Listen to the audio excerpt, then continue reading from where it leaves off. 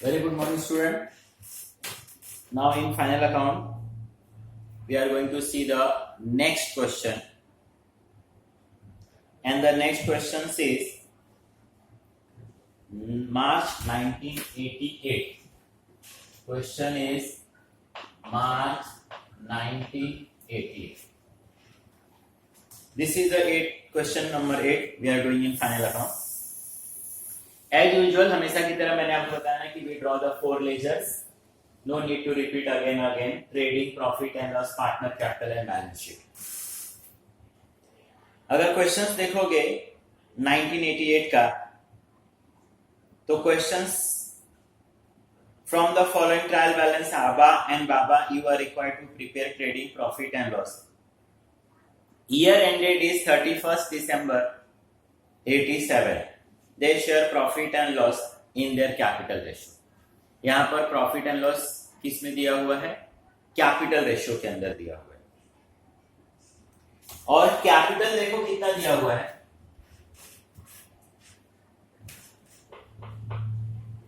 आबा capital is 20 and Baba capital is 30. 0 हम लोग कैंसिल कर देंगे, तो इसका रेशियो क्या हो जाएगा? 2:3. Means in this question, partners profit sharing ratio is 2:3. Abba ka 2 ratio, Baba ka 3 ratio. Then as usual we have the trial balance. Trial balance के अंदर we have the debit side, credit side. अगर मैं adjustment को read करूं, तो first adjustment is closing stock, जिसको student हम marking नहीं करते हैं. Next one is the audit fees. अभी आप देखो आपके पास ऑडिट फीस है क्या? तो in trial balance audit fees नहीं दिया है, तो हम मार्किंग नहीं करेंगे. इसका ये मतलब है कि entire audit fees is outstanding. पूरा का पूरा ऑडिट फीस आपका बाकी है. Then create for bad and doubtful date.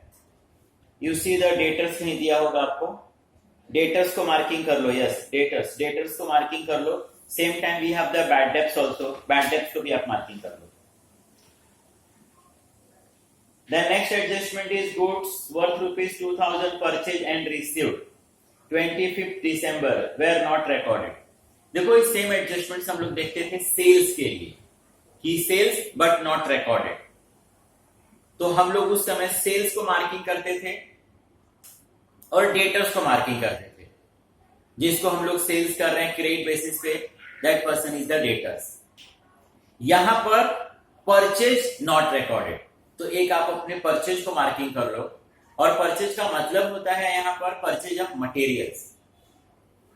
Materials हम जिस बंदे से परचेज करके लाते हैं, that person is a creditors. वो आदमी कौन होता है? क्रेडिटर्स. तो आप एक परचेज को मार्किंग कर लो और आप एक क्रेडिटर्स को मार्किंग कर लो. And last adjustment is free hold property. Depreciate 10%, motor van पे 25. तो देखो we have the free hold property भी है यहां पर दिया है, and we have the motor van. Free hold property trial balance debit side last item है. अब उसी के ऊपर अगर देखोगे 2-3 आइटम्स, तो you see the motor van. तो आप मोटर वैन को मार्किंग कर लो, फ्री होल्ड प्रॉपर्टी को मार्किंग कर लो. डियर क्वेश्चंस करने का तरीका एज यूजुअल मैंने बताया ना कि आपको आपके ट्रायल बैलेंस के अंदर जो डेबिट साइड होगा उसके ऊपर आप एरो करके मार्किंग कर लेना एक्सपेंसेस, लॉसेस, एसेट्स. और क्रेडिट साइड के अंदर मार्किंग कर लेना income, gain and liability. Debit के आइटम्स डेबिट साइड में जाएगा, क्रेडिट के आइटम्स क्रेडिट साइड में जाएगा. ठीक है स्टूडेंट, ये सारी चीजें मैंने नंबर्स ऑफ टाइम रिपीट किया होगा. मैंने बताया कि ट्रेडिंग 3 आइटम्स के लिए स्पेस फिक्स है, तो आप पहले उसको लिख लो. आपका opening stock, next is purchase. Purchase के बाद एक लाइन आपको स्किप करना है. हमेशा purchase and sales you write in the inner. रेयर सपोज अगर हमारे पास रिटर्न्स नहीं रहेगा, तो वहीं पर डैश करके same amount we write in the output. So we start the questions. Debit side का पोस्टिंग करते हैं. Once again I repeat, debit side में जो भी आइटम्स है एक्सपेंसेस, लॉसेस, एसेट्स, जो ट्रेडिंग, प्रॉफिट एंड लॉस के डेबिट साइड में जाएगा. अदरवाइज बैलेंस शीट के एसेट साइड में जाएगा। Then first one is the drawing. आबा बाबा इज द पार्टनर, तो हम लोग पार्टनर्स में चले गए। डेबिट साइड में दिया है, we also write in the debit side a 1000 है स्टूडेंट और a 500। Then we have the opening stock student. Opening stock का मतलब student opening stock of material. Opening stocks का मतलब है student opening stock of material. Debit का posting कर रहे हो तो we also write in debit side. Then next one is the purchase. Purchase का मतलब student purchase of material. Purchase का मतलब student purchase of material. Direct expense है, trading account. Next one is the office salary. Office salary, office मतलब मैंने बार बार बताया ना आपका प्रॉफिट एंड लॉस। ये आपका ऑफिस सैलरीज है and this amount is 3000 student, no adjustment, so outer. Royalty is a direct expense, we write the trading। already इसके पहले भी मैंने ये सारा चीज एक्सप्लेन किया हुआ है। this is a direct expense। अगर एक्सपेंस करना हम बंद कर देंगे तो हमारा काम भी बंद हो जाएगा। ट्रेड एक्सपेंस, ट्रेड एक्सपेंस के लिए मैंने नोट लिख कर दिया स्टूडेंट की ट्रेड एक्सपेंसेस के साथ अगर ट्रायल बैलेंस में जनरल और सन्ड्री रहेगा, at that time trade expenses you write the trading and general and sundry को you write in the profit and loss. But सिर्फ और सिर्फ ट्रेड एक्सपेंसेस रहेगा, at that time trade expenses we write in the profit and loss. So we have the trade expenses student and these trade expenses is 700, no adjustment. Advertisement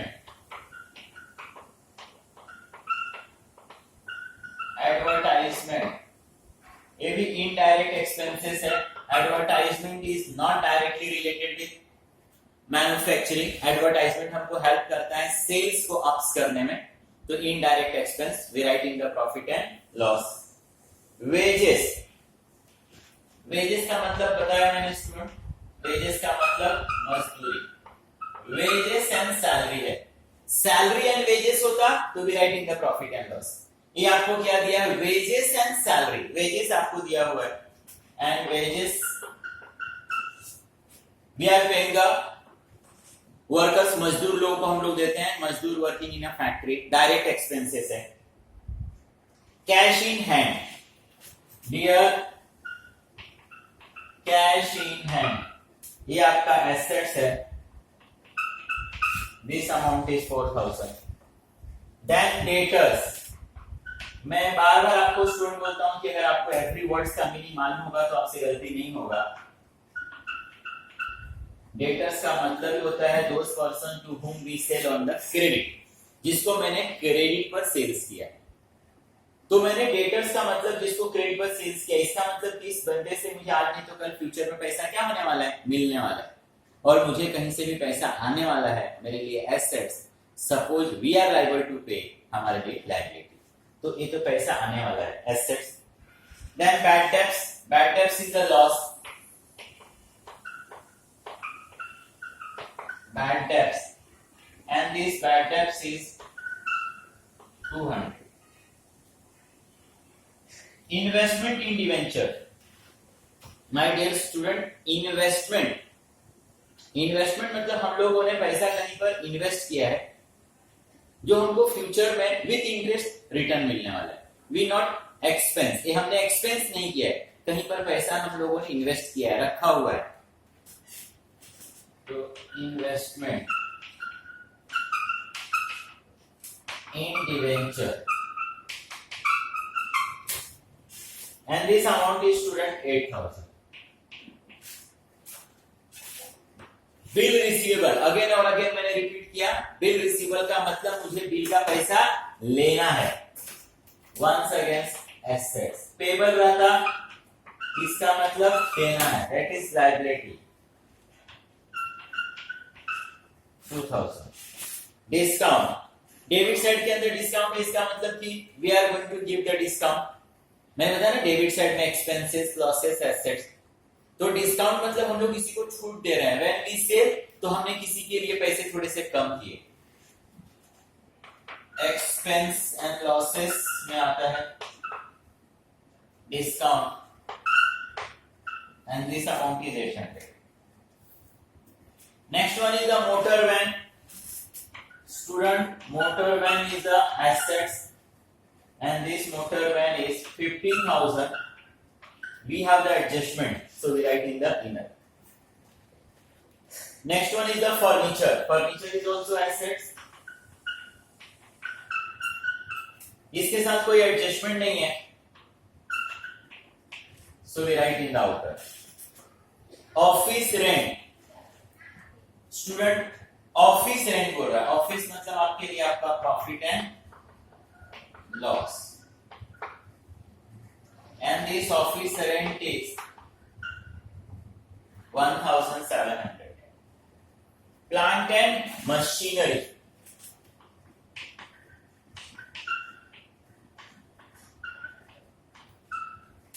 This plant and machinery is also assets, 12,000. And last one is freehold.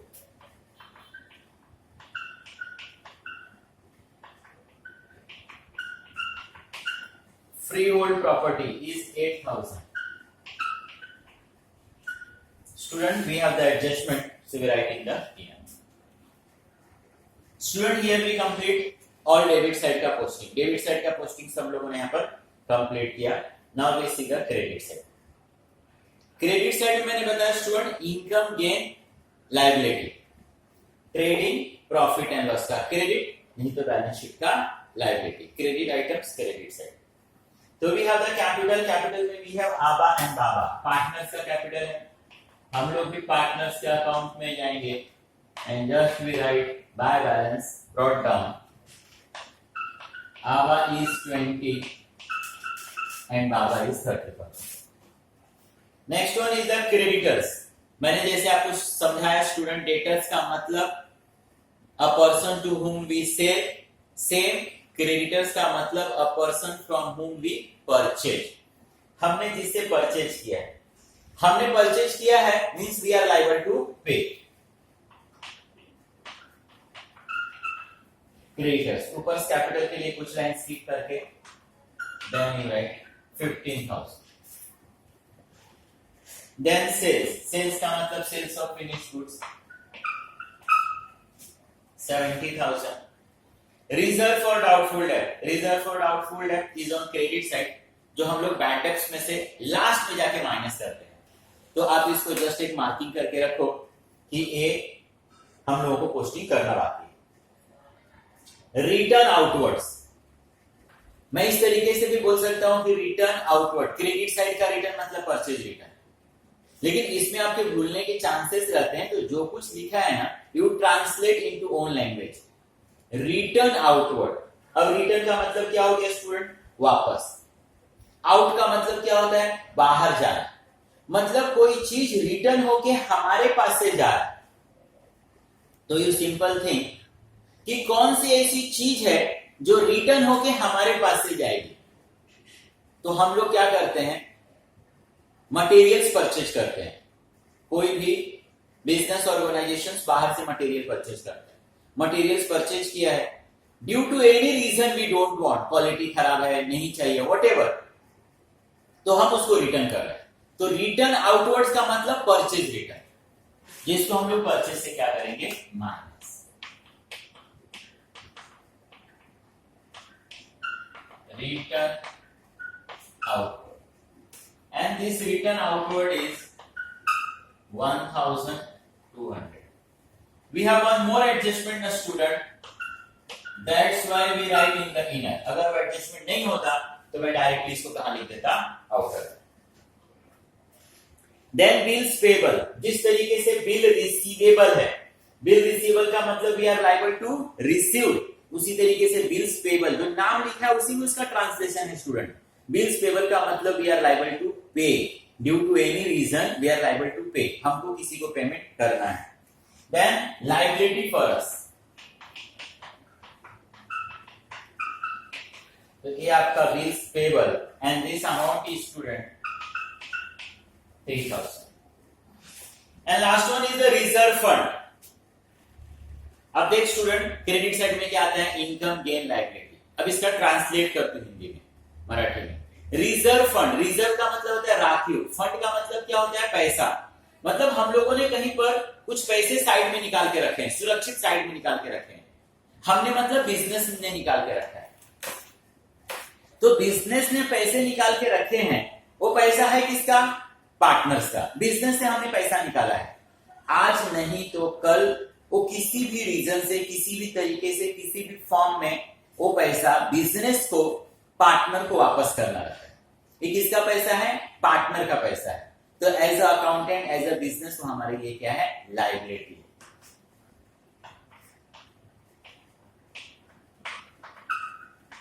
Reserve fund and student this reserve fund is. So dear student, here we complete the debit and credit side का posting. I hope everyone understood. एक item सिर्फ हम लोगों को reserve for doubtful है, मैंने जिसको बोला मार्किंग करके रखो, that we see the later, वो हम लोग लास्ट में करेंगे।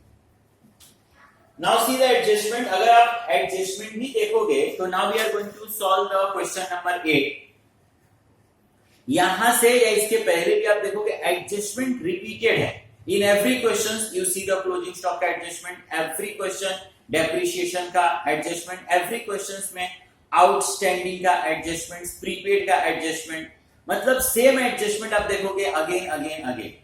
तो आप फाइनल अकाउंट में 3-4 क्वेश्चंस को भी काफी अच्छे से करो, उसके बाद से एनी न्यू क्वेश्चंस आप करो, सारे क्वेश्चंस इजीली आपको क्या होंगे, understand.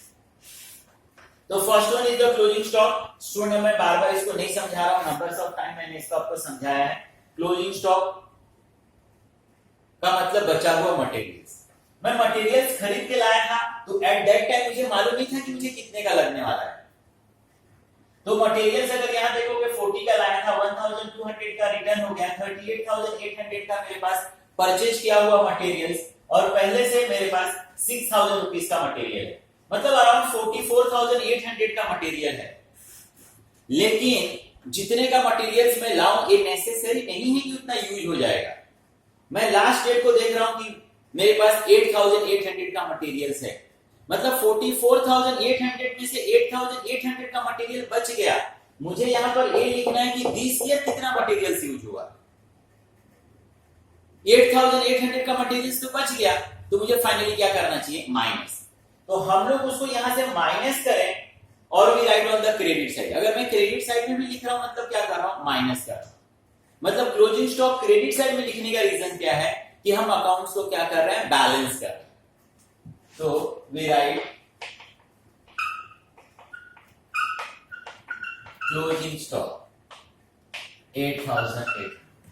Every adjustment second effect, ये बचा हुआ मटेरियल से स्टूडेंट, ये मेरे लिए एक तरह से एसेट्स है। अगर मैं इसको अपने पास सुरक्षित रखूं, मोर देन 1 ईयर रख सकता हूं। मैं इसको कैश में कन्वर्ट करना चाहूं, मैं इसको कैश में क्या कर सकता हूं, convert.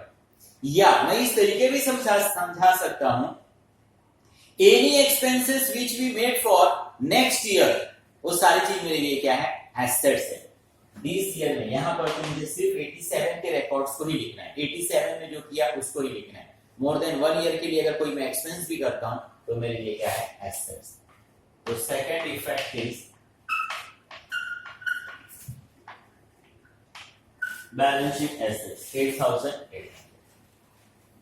Audit fees for the year was outstanding. Outstanding का मतलब होता है स्टूडेंट बाकी। अगर ऑडिट फीस ऑलरेडी मैं थोड़ा बहुत दिया होता और ये 1,200 बाकी था, तो मैं उसको प्लस कर देता और मैं बोलता कि देख for the whole year audit fees is this much. लेकिन पहले से मैंने कुछ भी नहीं दिया and we have the adjustment कि audit fees is the 1,200। It means 1987 का entire audit fees is outstanding. पूरा का पूरा ऑडिट फीस क्या है, बाकी है। तो ऑडिट फीस इज एक्सपेंस, तो इसका एक इफेक्ट आ जाएगा प्रॉफिट एंड लॉस में। Outstanding audit fees 1,200 and second effect we are liable to pay. हम लोगों को सामने वाले को ऑडिट फीस देना है, liability for us. Outstanding audit fees 1000। Create for reserve for bad and doubtful debt 5% और later. Bad and doubtful debt, see debtors is 25,000। अब ये डेटर्स देखोगे स्टूडेंट, तो मैंने ट्रायल बैलेंस से लिया, इसका ये मतलब था कि from the debtors we are liable to receive 25,000।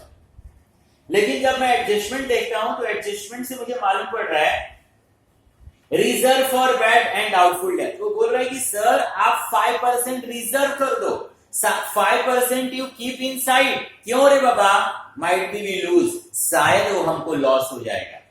मतलब हमारा अकाउंटेंट बोल रहा है कि सर 5% आप इसमें से अलग कर दो, साइड में निकाल दो, शायद हमको लॉस हो जाएगा। उसको हम लोग बोलेंगे न्यू RDD 5%। 5% अगर हम लोग डेटर्स में से माइनस करते हैं तो 25,000 इज द डेटर्स। 25 में से 5% is 1250। 1250 23 7। Every adjustment two effect 1250 का शायद हमको लॉस होगा। पहले से 200 का लॉस हुआ है। New bad debts 1250 1250 0541 is the loss. The goods for rupees 2,800 purchased and received. मैंने बताया था ना, ये एडजस्टमेंट पहले सेल्स के ऊपर हम देखते थे, यहां पर आपको परचेज के ऊपर दिया है कि 2,800 का हम लोगों ने परचेज किया। We received the goods also, हम लोगों ने उस गुड्स को रिसीव भी किया बट नॉट रिकॉर्डेड, हम लोग उसको रिकॉर्ड करना भूल गए। मैंने परचेज किया, गुड्स मेरे पास आ भी गया और मैं रिकॉर्ड करना भूल गया। It's my mistakes. तो आज मुझे अपने मिस्टेक्स को कैसे करेक्ट करना चाहिए? लिखना भूल गया ना स्टूडेंट, तो आज उसको मैंने क्या कर देना चाहिए? लिख देना चाहिए। परचेज अनरिकॉर्डेड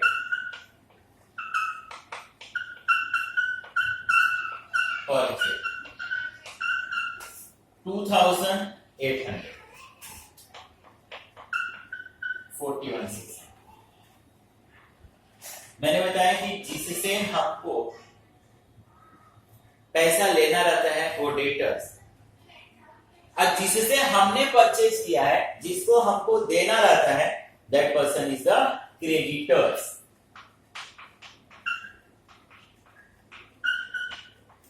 अनरिकॉर्डेड परचेज मतलब मुझे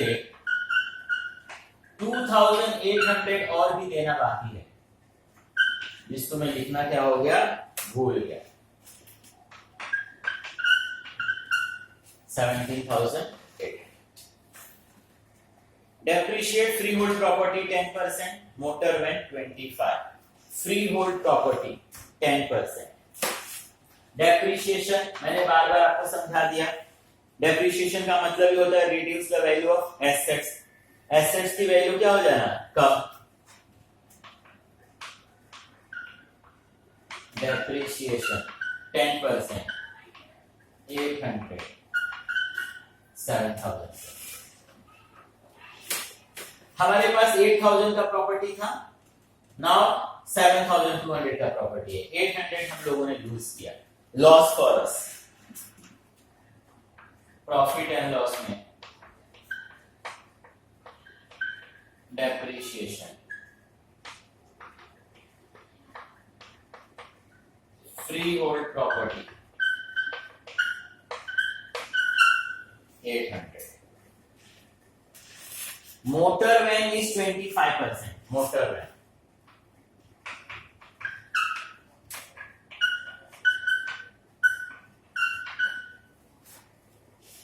मोटर वैन इज 25%। 15,000 के ऊपर 25%, 25% इज 3,750, 11,250। 3,750 का लॉस हो गया।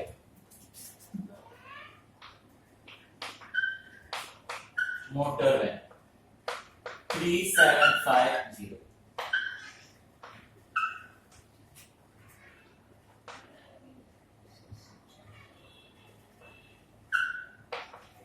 4550 is the total depreciation. That's it, student. Adjustment is over. Returns नहीं है 70. ट्रायल बैलेंस में देखो एक आइटम्स को हम लोग ने स्किप करके रखा था. मैंने आपको बताया था ना कि that be write the later, उसको हम लोग लास्ट में लिखेंगे. और वो था reserve for doubtful debt 500 rupees. Reserve for doubtful debt 200 rupees का हमको लॉस हुआ, कंफर्म लॉस. 1250 का लॉस होने वाला है. मतलब इस तरीके से हम लोग ये सोच रहे हैं कि 1450 का लॉस होगा. बट दिस 1450 के अंदर 1250 is not a confirm loss. वो शायद लॉस होने वाला है, शायद. इसी तरीके से लास्ट ईयर भी हम लोगों ने सोचा था कि शायद हमको कुछ XYZ अमाउंट का लॉस होगा, बट वो एक्चुअल लॉस नहीं हुआ. उसमें से हमको 500 रुपीज क्या हो गया, मिल गया. इस समय के लिए फिलहाल आप इतना समझो कि reserve for doubtful debt is on the credit side. मतलब वो पैसा जिसको हम सोच रहे थे डूब जाएगा, वो नहीं डूबा और हम लोगों को पैसा मिल गया. मैंने पहले उसको अपना एक्सपेंस एंड लॉस समझा था, आज वही पैसा मेरे लिए क्या हो जाएगा, इनकम. तो मुझे होने वाला जो लॉस है, मैं क्या सोच रहा हूं 1450 का लॉस होगा, बट 500 रुपीज तो मुझे लास्ट ईयर वाला रिटर्न मिल गया. मतलब मुझे होने वाला मेरा लॉस उतने से क्या हो गया, कम. इसी को बोलते हैं ओल्ड आरडीडी. ओल्ड क्यों बोल रहे हैं, क्योंकि वो कहां पर दिया है आपको, ट्रायल बैलेंस के. Okay student, that's it. अब क्वेश्चंस को क्लोज करने का तरीका जैसे हमेशा बताया, वो कभी अलग नहीं होने वाला है. मैंने बताया ना कि you take the total debit side, credit side, जो टोटल बड़ा होगा बोथ द साइड. ये भी मैंने बोल दिया है कि एटलीस्ट ग्रॉस प्रॉफिट के अंदर आप देखोगे ना, ट्रेडिंग के अंदर you will always get the gross profit. Credit side आपका बड़ा, प्रॉफिट डेबिट साइड में, प्रॉफिट एंड लॉस में credit. Gross profit, broad profit.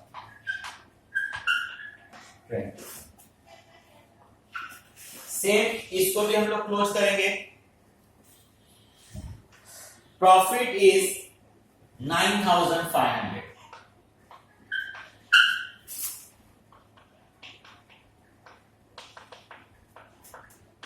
Profit transfer आबा बाबा 2:3 कैपिटल रेशियो के अंदर. तो 2 + 3 इज द 5. 5 से हम लोग डिवाइड कर देंगे, multiply by 2 and multiply by 3. Profit is on debit side, transfer होकर credit.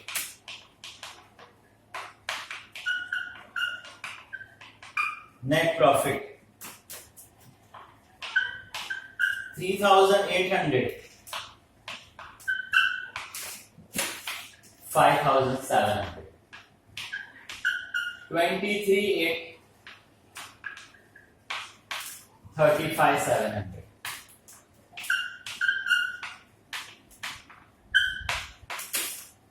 Find the balancing figure.